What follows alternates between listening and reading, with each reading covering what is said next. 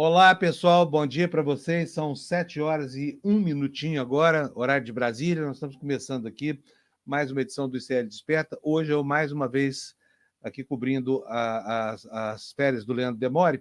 Ele vai ficar uma semana fora, né, um descanso mais do que justificado, porque, afinal de contas, levantar às 4 horas da manhã todo dia não é para qualquer um, não é para quem quer, para quem pode, né? Então, eu espero que vocês tenham uma ótima semana. Vai ser uma semana super importante no Brasil, porque é a última semana antes das eleições. E algumas campanhas aí estão em polvorosa, né? Muita disputa.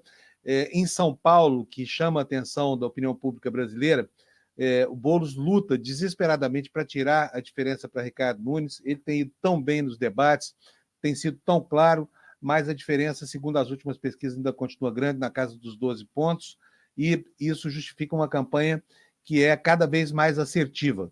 E nós tivemos esse fim de semana um debate marcado por declarações estapafúrdias do atual prefeito de São Paulo, Ricardo Nunes, que nós vamos ver aqui alguns trechinhos dela para que você que não assistiu o debate possa saber exatamente o que foi que aconteceu. E o dia começa com preocupações sobre o estado de saúde do presidente Lula, que tomou um tombo, bateu a nuca, né? E teve um sangramento, teve um edema cerebral, um pouquinho de sangue vazou lá dentro do crânio dele.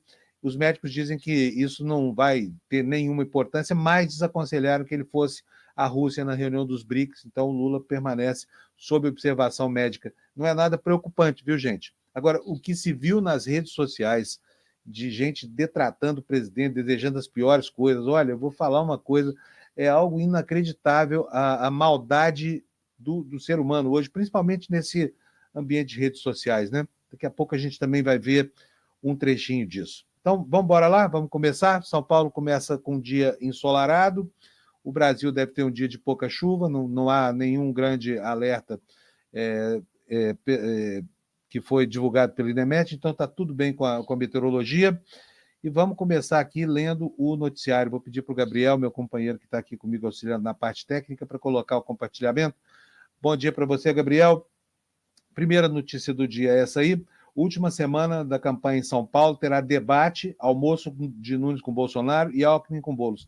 Antes de ler a reportagem, eu vou dizer para vocês que quinta-feira acaba a comunicação da campanha, né? Na quarta, os partidos, até as 2 da tarde, os partidos entregam o último programa para a televisão e depois, na quinta-feira, tem 2 veiculações, uma na hora do almoço e outra à noite, 5 minutos para cada candidato em cada um desses horários. E aí, na sexta-feira, não tem mais nem impulsionamento das redes sociais. As campanhas orgânicas seguem nas redes sociais, mas elas perdem, essa comunicação perde um pouco da efetividade. Por quê? Porque sem impulsionamento ela chega para menos gente, né?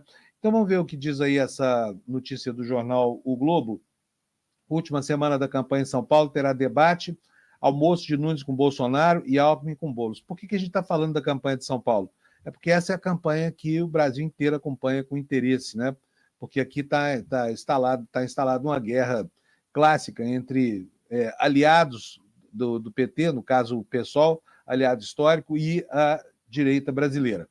Então vamos lá. Ex-presidente e prefeito participarão de almoço com empresários na terça, enquanto o psolista aposta em vice-presidente e anúncio surpresa para a reta final. O que diz a reportagem?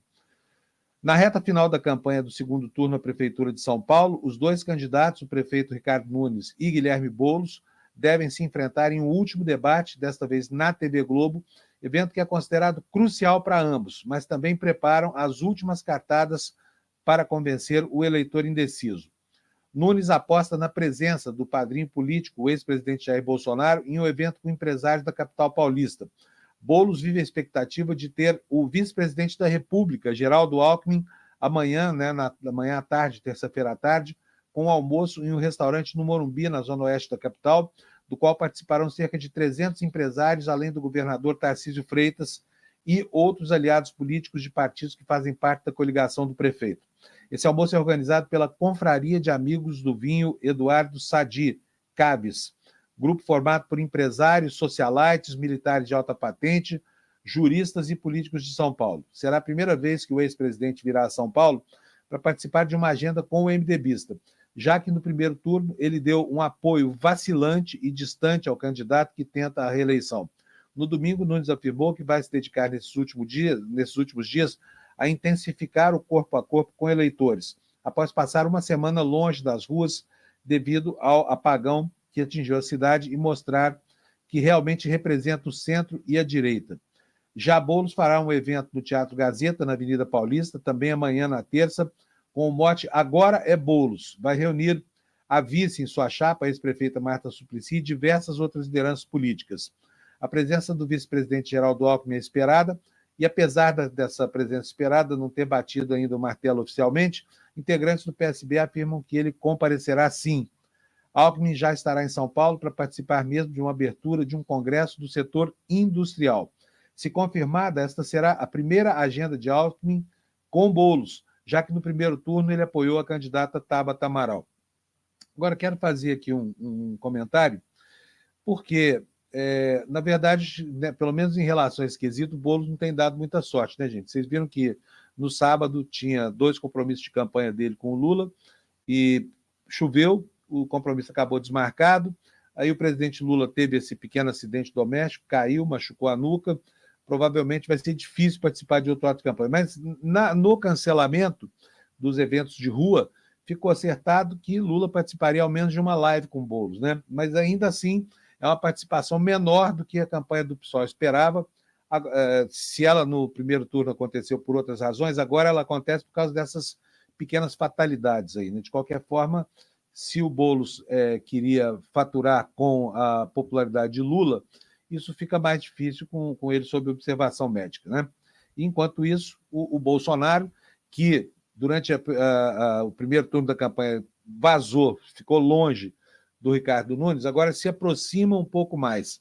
Então, a briga no seio da campanha do Ricardo Nunes é para demonstrar que ele é mais de direita do que a média. Ele que já tem um vice, que é um coronel sanguinário da Polícia Militar, quer marcar a sua campanha com mais esse apoio do presidente Bolsonaro. E aí fica aqui a minha pergunta. Isso ajuda ou atrapalha? Será que Bolsonaro, junto com o Ricardo Nunes, é bom para o Ricardo Nunes ou não é bom para o Ricardo Nunes? E, olha, a briga no parquinho da direita segue a toda, viu? Nós vamos daqui a pouquinho ver notícias aqui sobre o racha lá entre Bolsonaro, que agora há uma queda de braço estabelecida entre o Valdemar da Costa Neto e o Bolsonaro, né? Nesse caso, a gente fica sempre torcendo pela briga. Vou voltar aqui para a informação do Globo. Gabriel, põe na tela para mim, por favor. A informação do jornal O Globo. Bom, olha só, a gente já falou sobre esse evento no Teatro Gazeta e segue aqui a matéria. Neste domingo, o deputado federal, Boulos, no caso, né, disse acreditar em uma virada nos últimos dias, focando sobretudo no discurso da mudança. A mais recente pesquisa Datafolha mostrou que o atual prefeito tem 51% das intenções de voto, frente a 33% dos seus adversários. Em busca dessa virada nesta segunda, Boulos promete um anúncio surpresa. Ele marcou para as 10 da manhã, hein? Não sei o que é isso, o que vem por aí, mas ele prometeu algo capaz de promover uma virada definitiva na campanha. Então vamos ficar atentos aí às 10 horas da manhã para saber de onde é que o Boulos está tirando essa história toda. Vocês viram que no debate da Record, ele já relembrou aquele episódio numa boate aqui na região metropolitana de São Paulo, em que o nosso querido prefeito saiu atirando para cima como um gangster, né? E aí uma declaração do Boulos no final da matéria do Globo, dizendo que está confiante que a gente consiga a virada na reta final, que é o que o povo quer. O que a gente tem discutido olho no olho é que as pessoas não precisam ter medo da mudança, disse ele durante uma agenda em Guaianazes. Beleza? Então esse é o quadro nas duas campanhas. Eu vou aqui agora passar para a próxima notícia, que diz respeito à situação mesmo, a dificuldade que as esquerdas estão enfrentando nessa eleição para passar a sua mensagem, né? E para angariar eleitores. Essa é uma dificuldade notória, e o Jornal o Globo traz hoje uma matéria que fala sobre isso, é o que a gente vai mostrar agora. Gabriel, bota na tela, por favor, o compartilhamento. Tá aí, olha, há poucos dias da eleição, a esquerda não lidera o segundo turno nas capitais e pena para herdar os votos de Lula. Candidatos do PT, assim como Guilherme Boulos do PSOL em São Paulo, ainda não conquistaram a confiança daqueles que votaram no presidente em 2022. E esse aqui é um fenômeno generalizado, viu, pessoal? Porque, vocês me desculpem aqui, eu estou meio gripado, então isso vai acontecer algumas vezes na transmissão de hoje.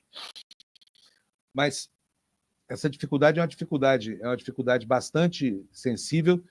Parece ficar cada vez mais claro que uma coisa é Lula, a outra coisa é o Partido dos Trabalhadores, que, como todo mundo sabe, ficou estigmatizado por essa campanha de ódio do passado e ainda talvez não tenha conseguido superar esse episódio, porque em muitos lugares onde Lula teve mais de 50% na eleição presidencial, os candidatos não conseguem chegar sequer à metade dos votos.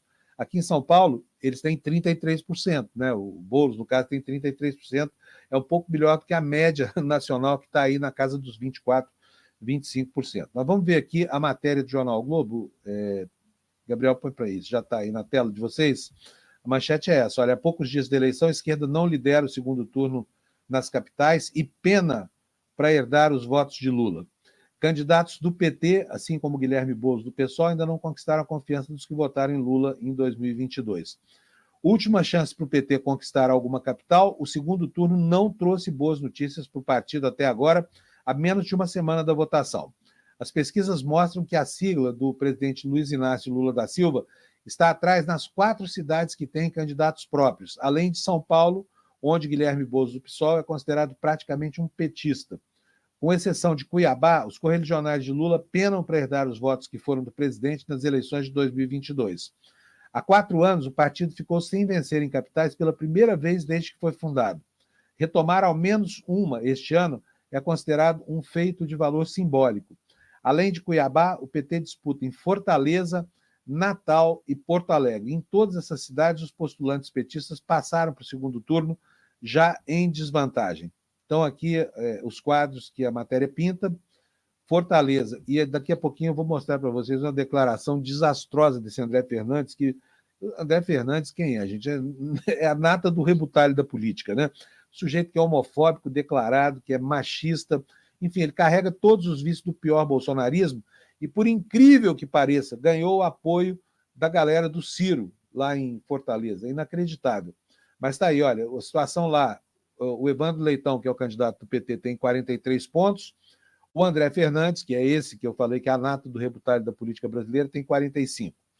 Em Cuiabá, o Abílio Brunini, do PL, disputa o segundo turno com o Lúdio Cabral. O Brunini tem 3 pontos de vantagem, mas essa aqui é uma vantagem aparente só. Por quê? Porque são 3 pontos, a pesquisa tem 3 pontos de margem de erro, portanto, aqui é um empate técnico, né? Mas, a ressaltar aqui, já é uma grande coisa o PT ter conquistado quase metade dos votos na capital brasileira do agronegócio, que é Cuiabá, né? Capital do Mato Grosso. Em Porto Alegre, aí à direita, no alto da página, o Sebastião Melo, do MDB, tem 52 pontos, com 22 pontos de vantagem sobre a Maria do Rosário, do PT, que tem 30 pontos percentuais. E aqui acontece um fenômeno semelhante ao que houve em São Paulo, porque todo mundo se lembra, né, alguns meses atrás, que Porto Alegre e quase metade do Rio Grande do Sul foram vítimas daquela catástrofe ambiental, mas parece que o eleitor entendeu que a má administração não foi a principal causa do sofrimento e com certeza está atribuindo isso, enfim, a causas naturais, né? Como se a conformação falasse mais alto do que a razão nessa campanha. Aí temos em São Paulo, aí embaixo na página, o Ricardo Nunes com 51, o Guilherme Boulos com 33, são 18 pontos de vantagem para o Ricardo Nunes, né? Uma vantagem que em outras pesquisas é bem menor, que chega aos 12 pontos, mas a situação é essa aí. E aqui o Globo ressalta que, apesar de ser do PSOL, a candidatura foi uma grande aposta do PT, que chegou a botar cerca de 45 milhões do fundo eleitoral na chapa, e a vice de Boulos é a petista Marta Suplicy. Marta Suplicy também não é mais uma petista clássica, apesar de ser uma petista histórica. Por quê? Porque ela andou fora do partido, enfim, era secretária do Ricardo Nunes, mas está aí. E nós temos a disputa em Natal. Paulinho Freire, do União Brasil, disputa com a Natália Benevides, do PT. Lá está 39 a 45, é uma distância considerável, mas, enfim, a candidata do PT está na luta, né? Gabriel, eu vou te pedir agora para colocar para mim esse vídeo do André Fernandes, o vídeo 03 que eu separei aí, porque, gente, olha, é inacreditável. O cara está fazendo uma campanha para tentar provar que ele não é nada daquilo que ele é. Ele não é homofóbico, que ele não é machista, que ele não é sexista, que ele não é misógino, essa coisa toda. Aí, ontem, o líder do PT, o José de Castro, botou no Twitter dele a seguinte declaração que você vai ver agora aí na sua telinha. Roda, por favor, Gabriel. Começava a falar de outra questão que foi sobre feminicídio. Ah, mas o feminicídio, aqui no Brasil, tantas mulheres morrem por dia. Tá, dane-se. E quantos homens morrem por dia? Tá, dane-se. E quantos homens morrem por dia? Tá, dane-se. E quantos homens morrem por dia?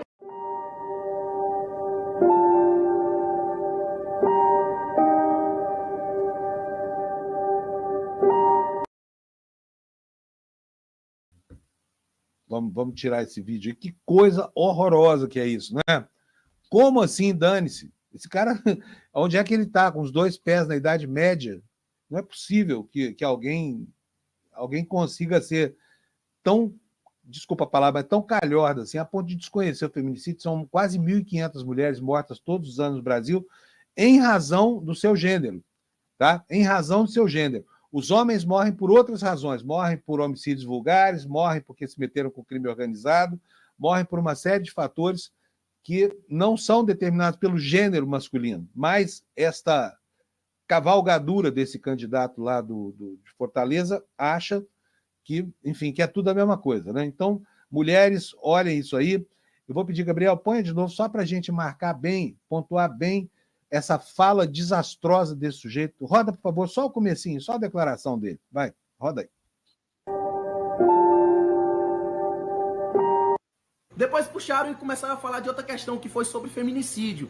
Ah, mas o feminicídio, aqui no Brasil, tantas mulheres morrem por dia. Tá, dane-se. E quantos homens morrem por dia? Tá, dane-se. E quantos homens morrem por dia? Tá bom, Gabriel.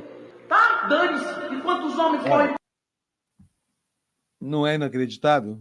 Vocês acham que uma declaração dessa cabe em pleno século XXI?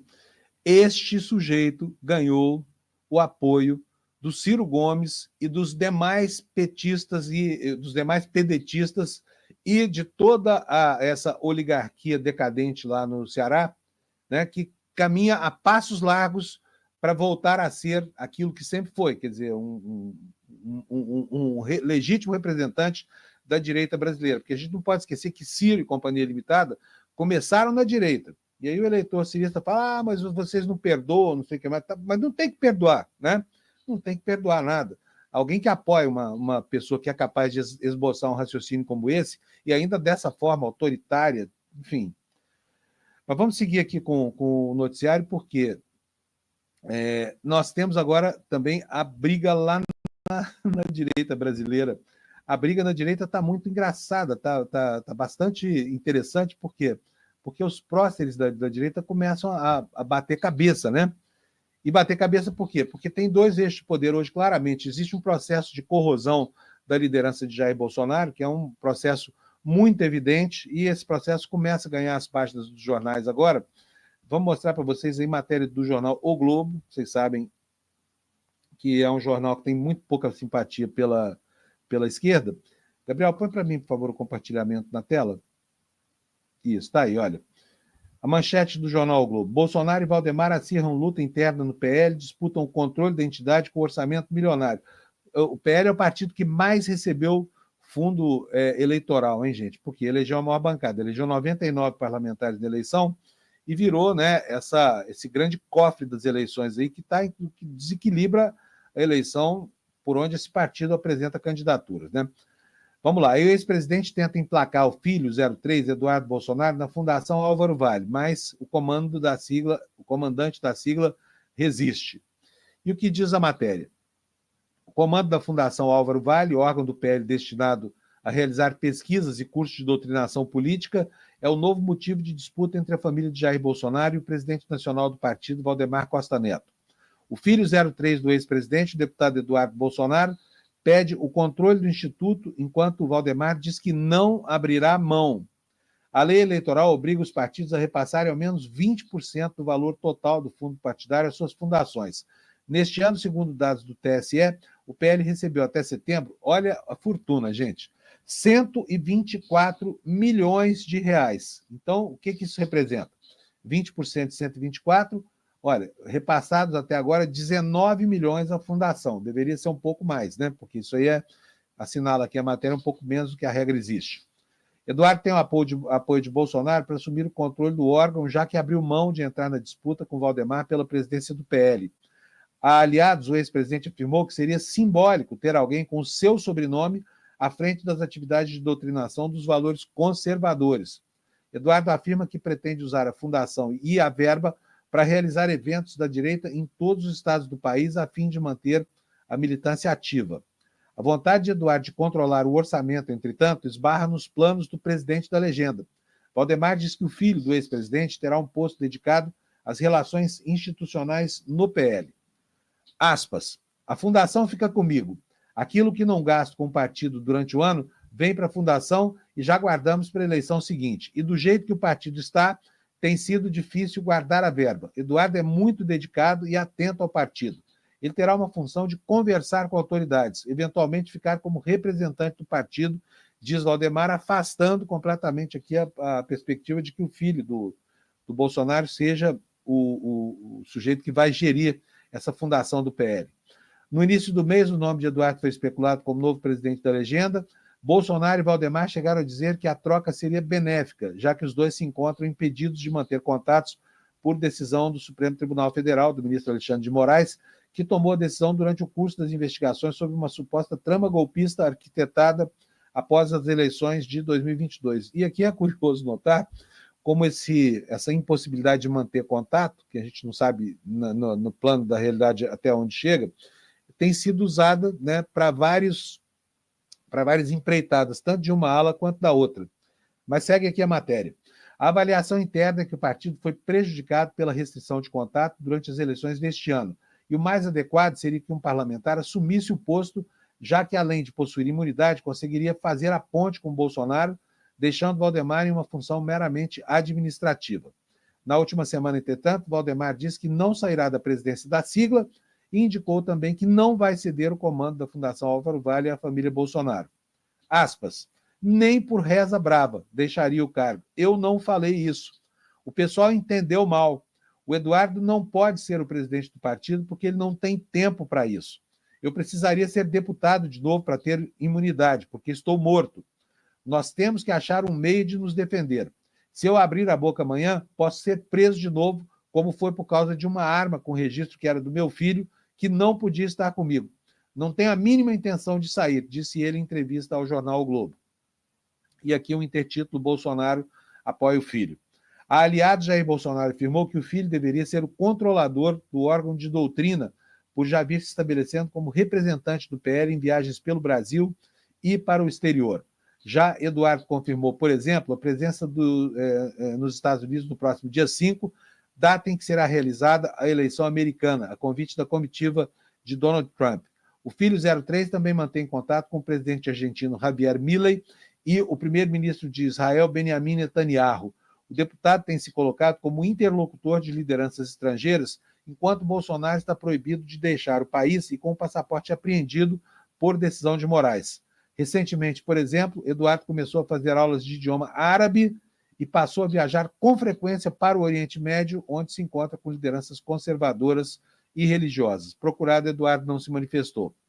Em seu site oficial, há poucas informações sobre a Fundação Álvaro Vale. O instituto, que tem um orçamento milionário, traz módulos como a doutrina liberal e vídeos para formação política, além da biografia do ex-deputado Álvaro Vale, que é o fundador do partido. Não há, contudo, divulgação de eventos ou outras atividades feitas pelo órgão. No Facebook, a última atualização da página é de 2020, foi quando foi compartilhado no vídeo. Agora, vocês entenderam que são 124 milhões só esse ano, até agora. O ano não acabou ainda. Então, 20% de 120 seriam 24 milhões de dinheiro esse ano. É grana para burro, né? Para uma fundação que é meio fantasma. A gente vê a fundação do MDB trabalha, a fundação PCO Abramo do PT trabalha, mas essa fundação do PL, olha, essa fundação do PL ninguém sabe o que é. Diz o jornal O Globo aqui no encerramento da matéria o seguinte: desde 2018, a fundação é presidida por uma tal de Mariúcia Tosati, aliada de Valdemar em Mogi das Cruzes, terra natal do Valdemar.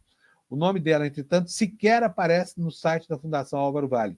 A reportagem procurou Mariúcia, nos telefones indicados pela Fundação, que funciona no mesmo complexo empresarial que a sede do PL, mas não obteve resposta, né? Mariúcia, já ouviu falar dela? Nunca ouvi falar dela. Gente, vamos falar agora um pouquinho sobre Caixa 2? Tira para mim, Gabriel, pode tirar, por favor?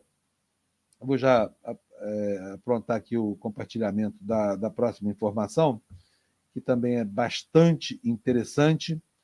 Vamos lá, vou botar aqui na tela, porque sobre isso pouco se falou. Na verdade, é o seguinte, o Caixa 2 nunca desapareceu da política brasileira, né? A cada eleição em que a Justiça, o próprio Congresso, eventualmente cria uma trava, já aparecem outras formas de lesar essa trava, né? De colocar isso a perder. Na verdade, existe um período da campanha que é muito importante, hoje talvez até mais importante da campanha, que é a chamada pré-campanha. Ela vai até a data das convenções dos partidos, até dia 25 de agosto, e é só aí que começa a campanha. Mas todo fundo partidário, aquele fundo bilionário de 5 bilhões de reais, só pode ser gasto a partir desse momento. Antes, só quem pode ordenar a despesa são os parlamentares, são o presidente do partido e os candidatos que têm uma limitação de 10% da sua renda anual nos subsídios pessoais que dão para suas próprias candidaturas. Então, a legislação tentou melhorar o período da campanha, mas aí veio a inovação tecnológica, vieram as redes sociais e a pré-campanha, que hoje tem custos, ela é integralmente financiada por Caixa 2, viu, gente? E os partidos que nessa eleição não tiveram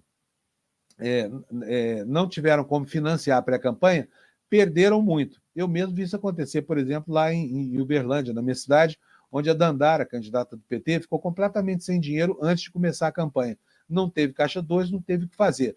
E nessa etapa da campanha, embora não seja permitido fazer outdoor, anúncio em jornal, anúncio em televisão, é possível impulsionar anúncio na internet, e isso custa uma fortuna. Então, os candidatos que não usaram Caixa 2 realmente ficaram em desvantagem na pré-campanha. Por quê? É na pré-campanha hoje que se forma a reputação do candidato. É lá que as pessoas passam a conhecer o candidato. Depois, a campanha é a etapa da conversão desse capital político amealhado durante a pré-campanha em votos, né? Quer dizer, transforma-se a imagem que foi criada durante a pré-campanha em votos. E tudo isso foi pago. Agora, os estratagemas são incríveis. Conversei com um político que confessou para mim que teve que fazer alguns pequenos... Eu, infelizmente, não posso dizer quem que é, porque me pediu reserva, e eu estou aqui usando isso para ilustrar essa informação que eu estou dando para vocês. Mas sabe como é que se faziam os pagamentos da campanha? Os prestadores de serviço emitiam um PIX em nome pessoal, ou seja, no próprio CPF, e mandavam esse PIX para um contribuinte anônimo da campanha, no caso, um empresário, alguém, uma empresa mesmo, que é proibido pela lei, né, que não queria fazer, não queria ou não podia ser visto apoiando esse candidato. Então, foi assim que os caras fizeram. Ou seja, todos os estratagemas, os truques, continuam aí, a pré-campanha integralmente financiada pelo Caixa 2, que não desapareceu e não morreu. E já tem gente começando a falar de novo em financiamento empresarial. Vamos acabar com a hipocrisia e tudo mais. Mas é preciso lembrar aqui que o financiamento público da campanha aconteceu justamente por causa dos vícios decorrentes do financiamento privado, né? Então vamos lá para a notícia? Põe na tela para a gente, Gabriel, por favor. Partidos veem eleição com avanço de Caixa 2, compra de votos e infiltração de facções, o que é mais grave, né? E como aconteceu isso? Relatos são de políticos da esquerda à direita, sendo que alguns usam as supostas ilegalidades para defender a volta do financiamento empresarial das campanhas. O que diz a reportagem? Dirigentes partidários e políticos da esquerda e da esquerda à direita afirmam que as eleições municipais de 2024 registraram na percepção deles um volume inédito de Caixa 2, de compra de votos e de tentativa de infiltração do crime organizado na política. Indicativos dessas ilegalidades aparecem em registros da Polícia Federal e do TSE, foram abordados em discurso na Câmara e no Senado e têm como pano de fundo as bilionárias verbas públicas envolvidas tanto nas campanhas, 6,2 bilhões, como nas emendas parlamentares que abastecem estados e municípios. E aí a coisa fica feia, porque cria um ambiente de absoluto desequilíbrio entre candidatos que detêm mandato e candidatos que não detêm. São 50 bilhões de reais em emendas. Estamos falando de emendas federais, hein? Porque toda a Câmara Municipal hoje tem também as emendas, e aí não dá nem para fazer a conta, porque o número vai lá para cima. Só para citar um caso aqui, estou me reportando de novo aqui a minha cidade, Uberlândia. Sabe quanto cada vereador lá teve de emendas parlamentares para distribuir? Como queria? 2 milhões e 800 mil reais. Então, você imagina que quem queria uma vaga de vereador e não tinha isso, começa a eleição em desvantagem. Não por acaso, a qualidade da representação política fica cada dia pior. Vamos prosseguir aqui com a leitura da matéria da Folha de São Paulo. Abre aspas aqui, olha. Aproveito o momento para denunciar desta tribuna a maior derrama de dinheiro no processo eleitoral do Brasil. Nunca houve no nosso país uma eleição com tanta compra de votos, malas de dinheiro em todos os estados da federação, discursou no plenário da Câmara o deputado federal José Neuto. E não é do PSOL, ele é do União Brasil de Goiás, 2 dias depois do primeiro turno das eleições. Aspas de novo. Caros colegas, suba esta tribuna para falar do show de horror que vimos nas eleições. Compra de voto, bandidagem. É vergonhoso o uso de dinheiro público com essa bandidagem. É vergonhoso vermos pessoas que, além de venderem emenda parlamentar aqui, ali, nessa instituição e na outra, ainda vão cobrar a fatura, afirmou a deputada Adriana Ventura, do Partido Novo de São Paulo, na mesma sessão. O secretário nacional de comunicação do PT, o também deputado federal Gilmar Tato, vai na mesma linha. Aspas para ele. Tivemos relatos, principalmente de cidades do interior, que não estavam acostumados a esse tipo de comportamento. Muitos relatos de distribuição de dinheiro vivo. No dia da eleição e até um dia antes, disse o Tato. A Polícia Federal apreendeu dinheiro vivo. Isso é fato em várias campanhas pelo Brasil. Vocês têm casos concretos revelados de que o PCC está entranhado em contato com o público. Eu suponho que eles estão em campanha eleitoral também, disse o deputado federal Kiko Caleguin, que é o presidente estadual do PT de São Paulo. E aqui é uma foto, né, na manchete do Globo, ilustrando aí essa realidade triste desses meliantes da política, que não importa o grau de dificuldade que se tente impor aos maus hábitos da política, eles teimam, encontram um caminho, encontram um atalho, e de vez em quando a Polícia Federal dá a sorte de bloquear uma bolsa de dinheiro como essa aí que vocês estão vendo aí na tela, né? Pode tirar, por favor, Gabriel? Olha, vamos falar um pouco sobre o presidente Lula. O presidente Lula, como vocês sabem, ele caiu, machucou, bateu, segundo as informações oficiais, ele estava sentado num banco no banheiro, o banco escorregou, ele caiu, bateu a nuca em algum lugar enfim, foi um quadro preocupante. Felizmente não aconteceu nada mais grave, né? As últimas informações são bastante alentadoras, ele não está correndo nenhum tipo de risco, está sob observação. O doutor Calil, que está cuidando dele, disse para ele não ir viajar para a Rússia, porque, obviamente, um candidato que teve um problema cerebral não pode ficar exposto a horas e horas de viagem. E as últimas informações divulgadas ontem davam conta de que está tudo bem com ele, não tem problema nenhum, vai continuar trabalhando, vai despachar por videoconferência, mas vai ficar de molho um pouco. Então vamos para essas informações, Gabriel. Por favor, põe na tela para mim a notícia. Obrigado. Olha, está aí a manchete do jornal O Globo. Queda no banheiro, atendimento de emergência, pontos na cabeça. Como foi o acidente doméstico que levou Lula a cancelar a viagem à Rússia? Acidente ocorreu no Palácio da Alvorada e o presidente foi atendido na unidade do Hospital Sírio-Libanês em Brasília. O chefe do executivo é supervisionado por 3 neurologistas. Passa bem. Vamos à notícia, então. O presidente Luiz Inácio Lula da Silva sofreu uma queda no banheiro do Palácio do Alvorada neste sábado. De acordo com relatos, estava sentado em um banco que escorregou. Em seguida, Lula caiu, bateu a cabeça, machucou a parte de trás, a nuca dele, né? Machucou a parte de trás da cabeça, precisou levar 5 pontos. A queda ocorreu logo depois que Lula retornou de São Paulo para Brasília. O presidente estava na capital paulista no sábado para participar de atividades de campanha ao lado de Boulos, o que acabou sendo cancelado pela chuva. Lula, no entanto, gravou um vídeo ao lado do candidato. Ele estava na Alvorada, acompanhado apenas da primeira-dama Janja da Silva. O casal já estava arrumando as malas para embarcar para a Rússia, onde participaria da cúpula dos BRICS. A viagem estava prevista para se iniciar na tarde deste domingo. Após o acidente de sábado, o presidente foi levado para a unidade do Hospital Sírio-Libanês em Brasília, onde ele foi atendido na emergência e liberado no mesmo dia. Foi submetido a exames, levou 5 pontos. Não houve indicativo de internação e, neste domingo, ainda retornou ao local para uma nova avaliação médica. Segundo auxiliares próximos, Lula está ativo e caminhando. O presidente esteve conversando neste domingo com ministros que iriam acompanhá-lo até a cúpula dos BRICS para reajustar a sua participação. Entre eles, Mauro Vieira, das Relações Exteriores, Alexandre Silveira, das Minas e Energia, e Paulo Teixeira, do Desenvolvimento Agrário. A equipe médica do presidente avaliou que seria prudente cancelar a viagem até a Rússia e permanecer em repouso. Ele está sendo supervisionado por 3 neurologistas. Vem aqui o intertítulo explicando a natureza do ferimento, né? Concussão e pequeno sangramento, vocês estão vendo aí na tela.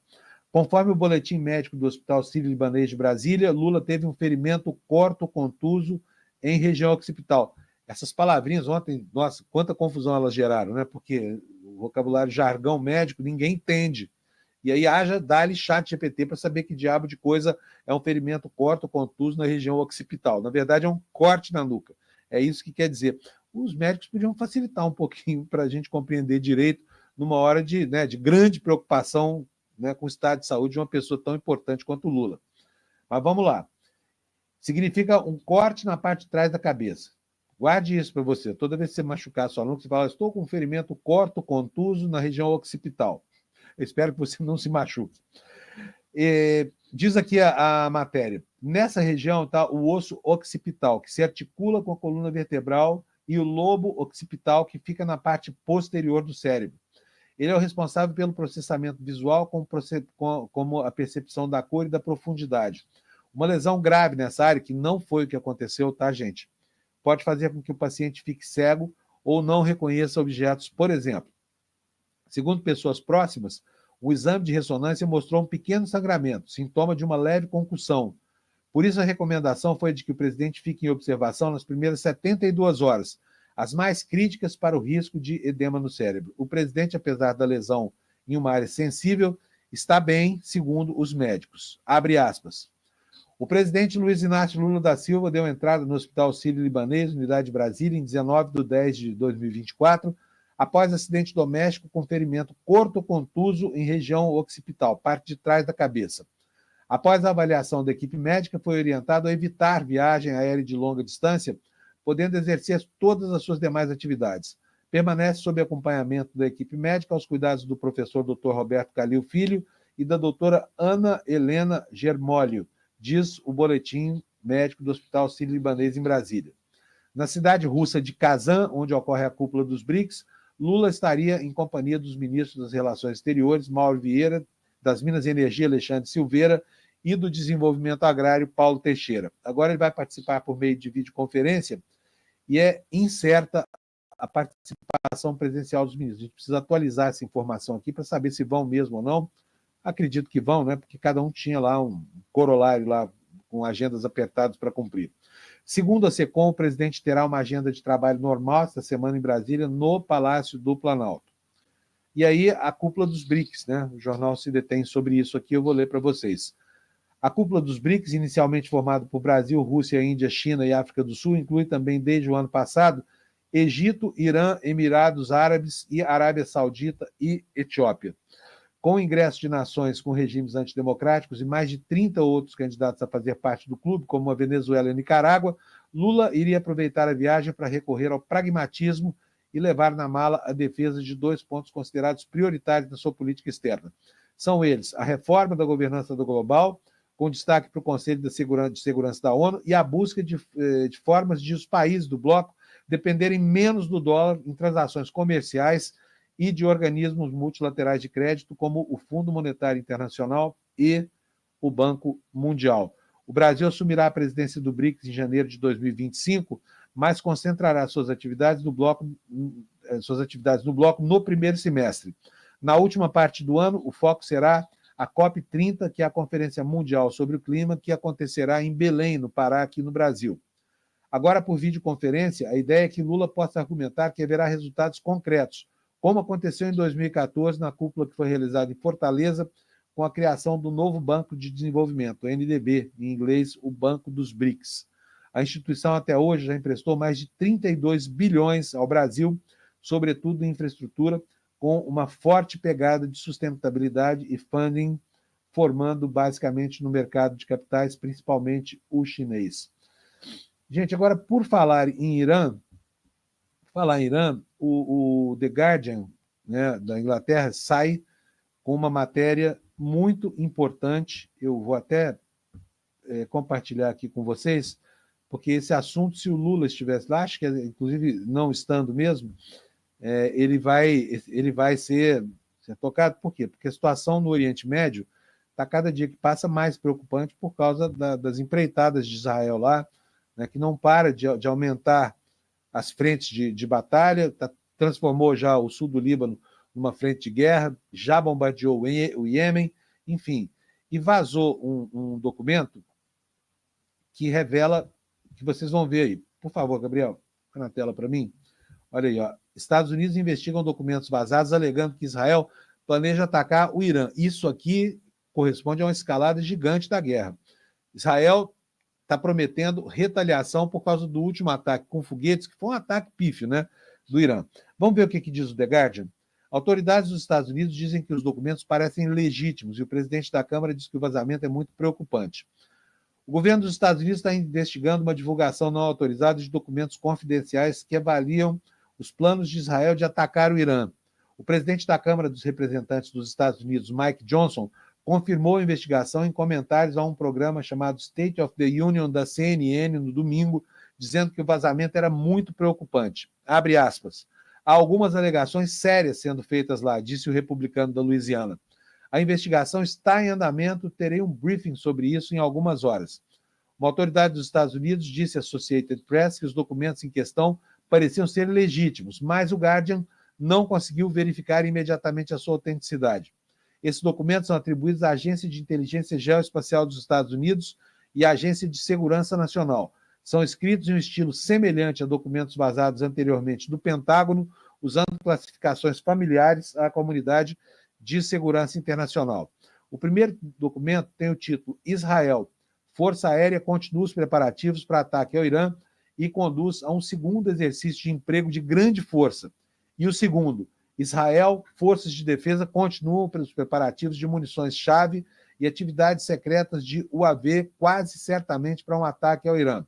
Ambos são datados de 16 de outubro e vazaram pela primeira vez dias depois. Em termos gerais, eles observam que Israel ainda estava posicionando ativos militares em meados da semana passada para conduzir um ataque militar em resposta aos ataques com mísseis balísticos do Irã em 1º de outubro. Com base no monitoramento de imagens de satélite e outras informações geoespaciais, eles se concentram nos preparativos israelenses relacionados a mísseis balísticos lançados do ar, reabastecimento de aeronaves e vigilância secreta de drones de longo alcance no Irã e em outros lugares do Oriente Médio. Portanto, se esses documentos correspondem à realidade da guerra, podemos esperar aqui uma escalada a mais, né? Mais uma escalada em direção ao estado praticamente de barbárie lá no Oriente Médio, com um ataque direto de Israel ao Irã, à guisa de retaliação, que pode sim fazer com que esse conflito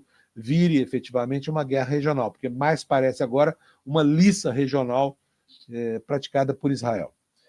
Agora vamos falar do contrário disso. Eu fiquei muito emocionado ontem quando vi. Quero mostrar para vocês. Preparei aqui uma versão que é um pouco maior, porque eu acho que uma peça como essa que a gente vai ver é uma peça rara no mundo da política e ela repõe o altruísmo, ela repõe o desprendimento e ela exibe, mais uma vez, um grande líder, né, que cativou o mundo muito mais pela sua empatia, pela capacidade de sofrer pelos outros e pela sua história maravilhosa de vida do que se pode crer. E nós vamos ter aqui no dia 31 de outubro, né, aqui no ICL, uma conversa com Pepe Mujica, né? Ele que é talvez um dos políticos mais humanos, tive o prazer de 2 vezes entrevistá-lo no tempo da TV Bandeirantes, e ele é absolutamente impressionante.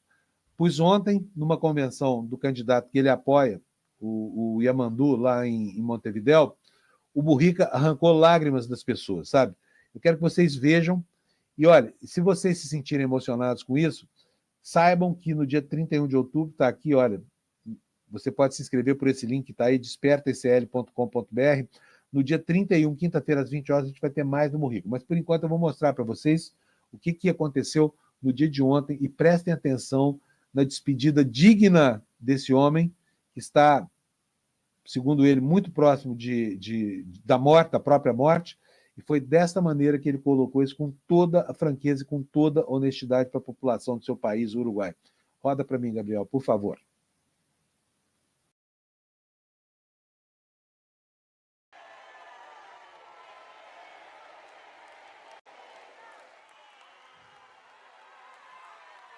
Gracias, compañero.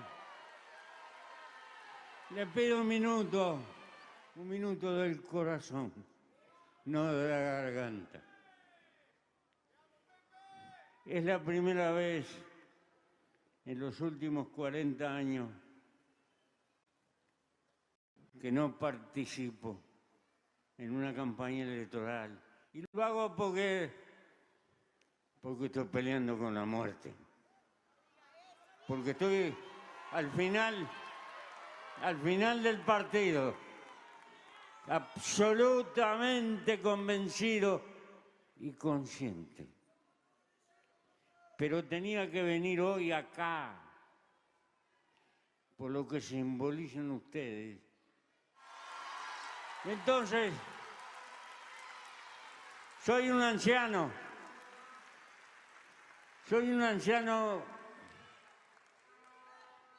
que está muy cerca de emprender la retirada de donde no se vuelve. Pero soy feliz porque están ustedes, porque cuando mis brazos se vayan, habrá miles de brazos sustituyendo la lucha. Y toda mi vida dije que los mejores dirigentes son los que dejan una barda que los supera con ventaja. Y hoy están ustedes.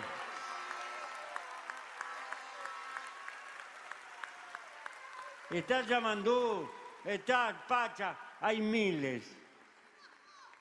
Y otros que esperan, y otros brazos jóvenes.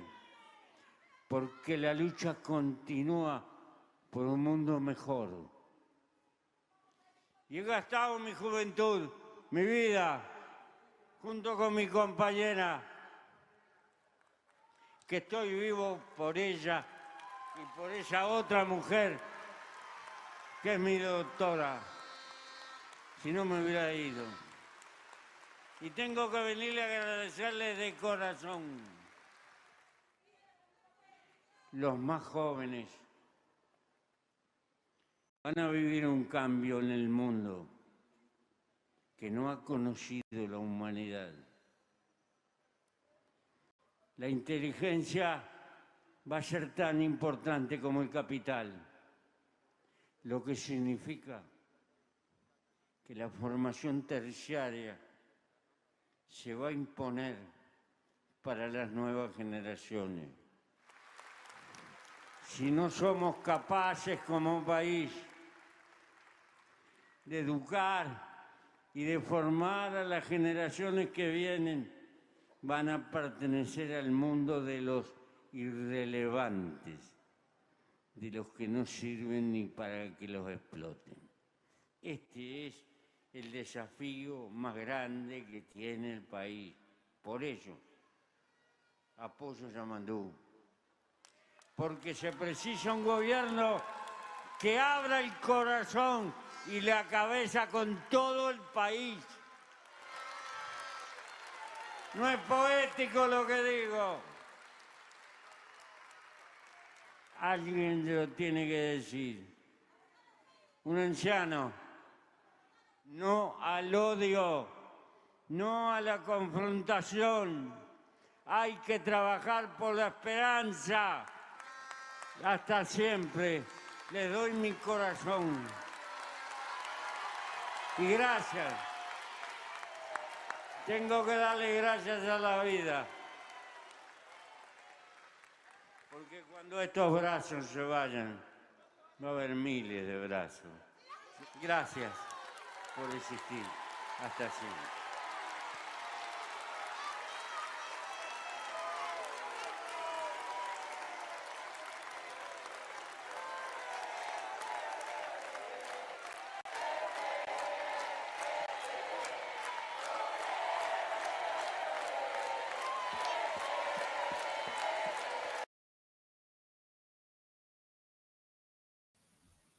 Incrível, né, gente? É incrível. Quanto de humanidade cabe em Pepe Mujica, esse homem espetacular. Tomara que ele tenha saúde para ficar muito tempo ainda encantando a gente aqui com as suas manifestações e com o seu exemplo magnífico de vida. Um homem que não poupou a si mesmo ao longo de toda a vida em benefício de melhorar as condições de vida do seu povo, e agora faz isso que seria a sua despedida maravilhosa, né? Muito legal mesmo. Eu fiquei encantado com isso. Falei, amanhã eu vou colocar tudo lá no Desperta, porque as pessoas merecem ver que no ambiente da política existe gente igual a ele, embora seja uma coisa absolutamente rara de se ver. Não é isso? Bom, vamos dar sequência aqui ao nosso noticiário. Eu vou compartilhar mais uma vez a tela com vocês aqui, porque o assunto que nós vamos tratar agora, já quase no encerramento aqui do programa, são os inquéritos contra Bolsonaro, especificamente aquele inquérito do envolvimento do grande líder neofascista do Brasil, que é o Bolsonaro, no golpe de Estado de 8 de janeiro, que obviamente todo mundo sabe, não é segredo para ninguém que havia uma coordenação, mas o diabo é provar isso judicialmente, né? E os inquéritos estão se arrastando em Brasília. Gabriel, pode botar a página, por favor, na tela? Obrigado. Olha, o Xandão deu 60 dias para o inquérito sobre o Bolsonaro e para mais outros casos terminar. Está na hora, né, gente? Pelo amor de Deus, que demora é essa? Sabe, nós estamos já há 2 anos 2 anos, né? Vamos chegar a 2 anos aí.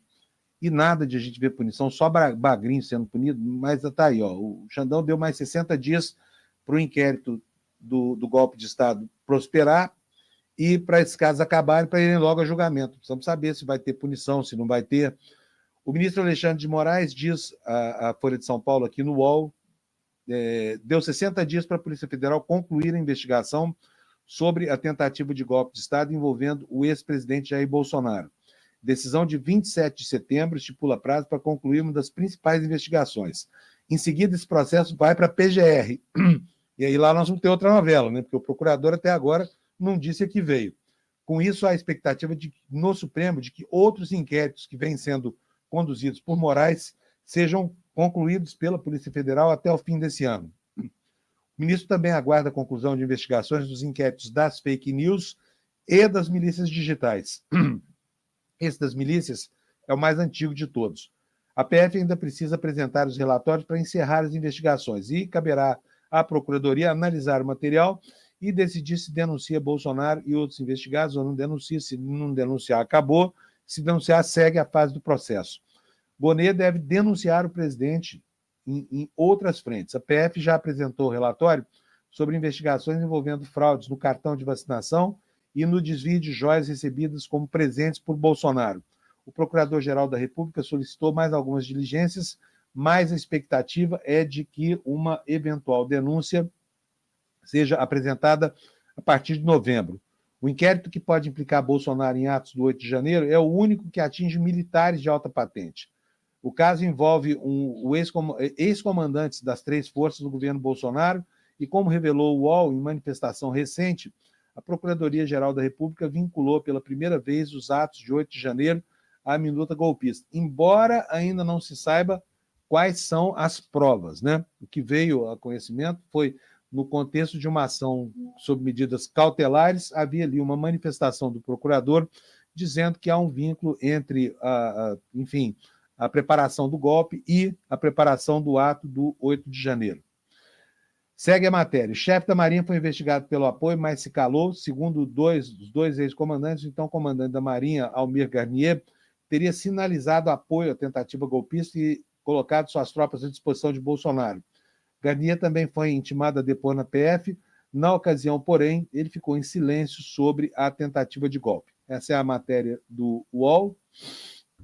Agora a gente vai falar um pouquinho, nós estamos, né, na iminência aí da COP30, então vamos falar aqui no encerramento do jornal, faltam 2 minutos ainda, sobre a percepção do brasileiro em relação aos seus problemas ambientais. Vou compartilhar aqui a tela com vocês, para que nós todos possamos ler juntos essa notícia aqui, que foi publicada pela Folha de São Paulo. Os brasileiros estão vendo as mudanças. Pode botar na tela para mim, por favor, Gabriel. Os brasileiros estão vendo as mudanças climáticas como risco imediato após a crise das queimadas. Mas também só faltava, né, gente? Aquela fumaceira no Brasil inteiro, de norte a sul. São Paulo, pior clima, do ar mais irrespirável do mundo. Vamos rapidinho tratar aqui da matéria. O percentual de brasileiro que vê as mudanças climáticas como um risco imediato aumentou nos últimos meses, chega a 60% depois da crise das queimadas do país, aponta a pesquisa do Datafolha divulgada neste domingo, ontem. Em junho, o percentual de brasileiros que viam as mudanças do clima como risco imediato era de 52%. Portanto, teve um aumento de 8%. Essa nova pesquisa ouviu 2.029 pessoas, 16 anos ou mais, em 113 municípios, nos dias 7 a 8 de outubro. A margem de erro é de 2 pontos para mais ou para menos. Então, houve um aumento percentual aí para além da margem de erro da própria pesquisa, né? E, enfim, o brasileiro tomando aí a duras penas conhecimento e noção de como as queimadas, muitas vezes provocadas pelos próprios fazendeiros, estão provocando mudanças na sua própria vida, não é verdade? Gente, é isso por hoje. O programa de hoje está terminando. Eu tenho aqui uma mensagem para vocês aqui do ICL.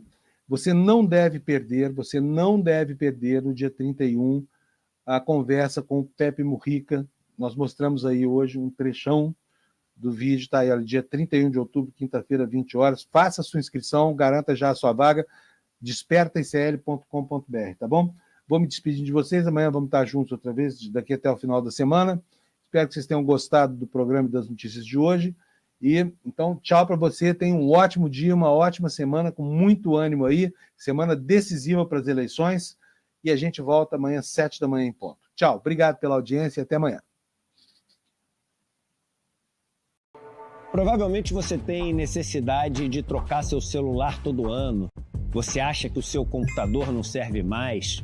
Você acha que está fora da moda.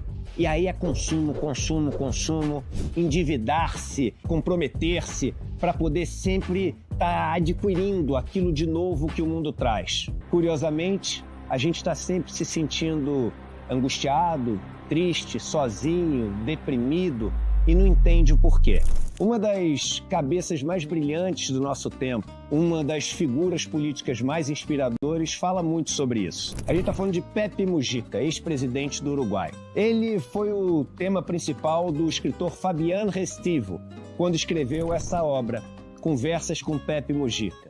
Essa obra originou um documentário, uma obra cinematográfica absolutamente maravilhosa e sensível, que leva o mesmo nome, Conversas com Pepe Mujica, e vai ser lançada mundialmente com exclusividade pelo Instituto Conhecimento Liberta, no dia 31 de outubro, às 8 horas da noite. E aí, a gente vai assistir um dos momentos mais lindos da nossa vida, partilhando ele com o Pepe Mujica. Um abraço e até lá!